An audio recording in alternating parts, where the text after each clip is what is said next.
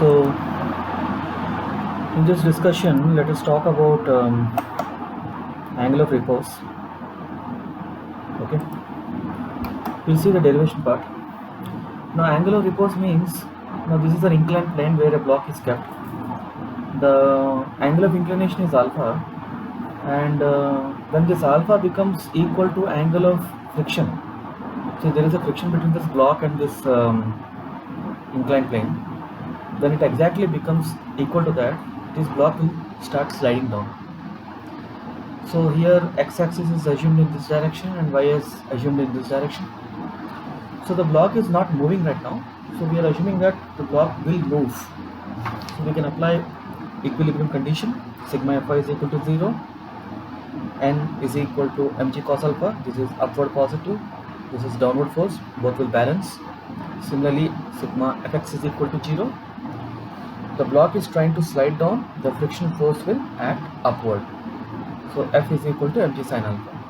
But frictional force is equal to mu times normal reaction. So divide equation 2 by 1, you get mu is equal to tan alpha. But mu is equal to tan delta, where delta is the angle of friction, or delta is equal to alpha. So when delta becomes equal to alpha, the block will slide down. So this particular angle is alpha, is angle of repose. See the next question. In this diagram, they are asking you to find out what are the values of tension T1 and T2. Angle is given over here, 4 kg weight. So for kg weight, if you want to convert into force, you have to multiply with G value. So it is 4 into 9.8 or 4 into 10. So when you kind of cut the section here, you take a free body diagram, you will find tension T1 and T2. So if this is 60, this is also 60 degrees. So you can apply the equilibrium condition, alright, or you can like you see, if you take the x component here, let us say x is like this and y is like this. Okay, this is x and this is y. So T1 sine 60 in the y direction will be equal to mg, 4 into 9.8, and in the x direction T1 cos 60 will be equal to T2. So here there are two unknowns and you got two equations. So you divide 1 by 2, you get T1. You can solve it now. See, you divide, and so if you want to get T1, so directly you can get the value of T1 from here. T1 is equal to 4 into 9.8 by sin 60, which is this much. Once you get T1, you can find out the value of T2. Next question, similar type of question. Two angles are given here. Here we will introduce a concept called Lami's theorem. It's a quick way of calculating. So Lami's theorem says that if you have a situation like this where there are three forces, F1, F2, F3, making angles alpha, beta, gamma, then as per Lami's theorem, in the state of equilibrium, F1 divided by opposite angle sin alpha is equal to F2 divided by opposite angle sin beta is equal to F3 divided by sin gamma. F3 opposite angle is gamma, F1 opposite angle is alpha, F2 opposite angle is beta. We can apply this condition. So here we know one force, we know all the angles are given over here. So T1, T2 we have to find out. So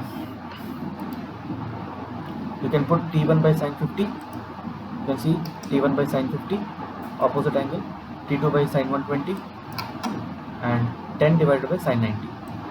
So this last value is known, we can find out T1 and T2. Okay, once you solve it, you get 5 newtons and 5 root 3 newtons. Another question is a ladder question. So this will be actually N1.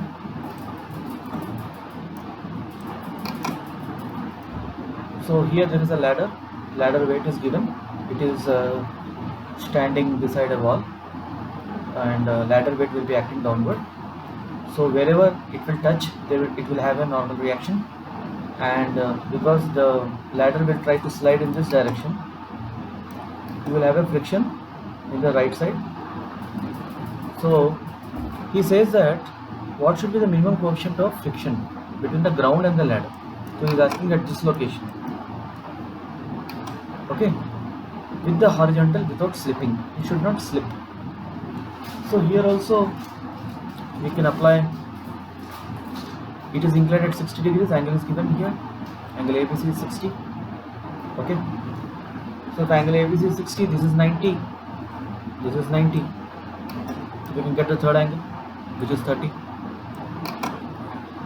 So here we can apply the equilibrium condition because the ladder is in equilibrium right now. So in x direction, F will be equal to N1, and in the y direction, N2 will be equal to W. So here we are using one more condition, that we are taking moment. I told you moment is equal to force into perpendicular distance. It has a clockwise sense and a anti-clockwise sense. Because here we have to solve the unknowns, this is the third equation we are introducing. When the object is in equilibrium, it neither rotates nor translates. Translates means it doesn't move. Rotate means it doesn't rotate from a point. So if you take that, N1 force is like this, so multiplied by distance. So we have to find this distance. Okay. So angle is given over here. So we can find. You can see here 4 meter long ladder. This inclined length, this hypotenuse is 4 meter. So this will be 4 cos 30. And similarly, W into this distance we have to put. Okay. So if this is 4, the half will be 2. So in this triangle we need to find this distance. This is 2, so this will be 2 cos 60. Okay. Why 4 cos 30 we have taken? This angle is 30 degrees. So we want this. So you make cos 30 will be equal to this dimension by this hypotenuse. So here we know W is 25 kg. So it will be 250 newtons. So we can find here N1. N1 is the unknown here. We can find N1. So this is the third equation. Once you find N1, F is known. F can be found out now. So from there you can get the value of mu. So mu we are applying here. So mu will be equal to F will be equal to mu times N2. You already know N2 because N2 is equal to W. You have just calculated the value of F, so you can get the value of mu, which is this much.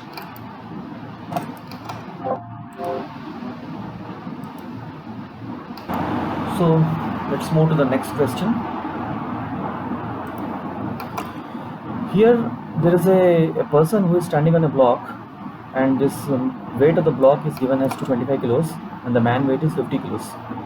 Now two situations are provided, and he says that this block can resist a force up to 700 Newton. That means if you apply a force more than 700 Newton, this block will break. Yielding means breaking. So we have to see which situation is useful. I mean the block will not break. That is what is the question. So if you take the case 1, you can see that this person is standing here. So he is simply holding the weight. So the floor will be bearing his weight as well as the block weight. So how much action on the floor means 50 kg weight plus 25 kg weight. The person weight and because he is holding the block. So it is 75 kg weight or 75 into 10 or 9.8. In the second situation, he is kind of pulling the rope. So this is the action. So this will be the reaction. So when he is applying the force, how much force he will apply? Equal to the mass, equal to the weight of the block. The weight of the block is 25 kg weight. So same amount of reaction will be created because of his effort. Okay. So 25 kg weight force is acting upward, but this fellow is standing on the floor, so his weight will be acting downward. So what is the net force means? It will be 50 minus 25 kg weight. So it is 25 kg weight or 245 25 to 9.8 245 newtons. In this situation the block will break, but here it is less than 700, so this is preferable. So mode B is preferable. Let's see the next one. In this question there is a block. The block is connected to a what do you call, a belt conveyor type situation is there. One end is fixed to the wall and some force is applied. Now this block is attaining an acceleration of 1 meter per second square. What should be this force? The block mass is given as 200 kg. You see here, if you draw the free body diagram of this region, it is in equilibrium. Let us say it has to be in equilibrium, otherwise the cord will break. If force applied is F here, this whole rope will experience the same force. So it will be F and F, similar to the questions what we have done earlier. And if this whole thing has to be in equilibrium, that means the cord should not break. This tension developed in the cord should be equal to 2F. This we have discussed earlier also. Now you isolate this block. You draw the free body diagram of this particular region. You see here there is only one force and there is a block. So the net force is T, which is equal to M into A. Mass is given, acceleration is given, so you can find out T. From this you can find out the value of F. So 100 Newton force if you apply, this block will experience an acceleration equal to 1 meter per second square. Okay. In this question actually there is a block which is attached to the wall and a 20 Newton force is applied in this direction. Okay. Now here this block weight will be acting downward like this. Because the block tries to move down, the friction force will act upward. Okay. And this block is connected, touching the wall in this direction. So the normal reaction will be developed in this direction. So this is the normal reaction direction. This is the weight. So the block will tend to move in this direction. However, in the downward direction you have to find the net force. So there is a weight acting downward and there is friction between the block and the wall. So here the normal reaction will be 20 newtons. So the friction force will be mu times n. Coefficient is given as 1 by 4. So it is 1 by 4 into 20, 5 newtons. So you know the friction force, you know the weight. 10 newton is acting downward, 5 is upward. So net, how much is acting downward means 5 newton is acting downward if the block is moving. If it is stationary, it is a static friction. So 10 Newton force will be acting downward. And this is the reaction.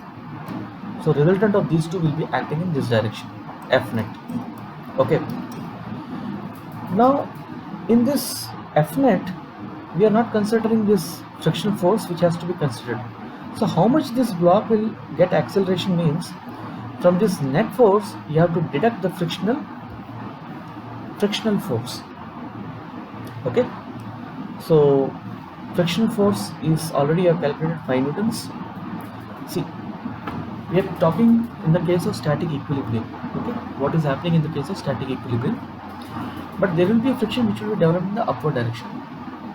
So net force will be F net minus, you have to deduct this friction force divided by the mass. Mass is given as 1 kg. So this is the acceleration the block will attain.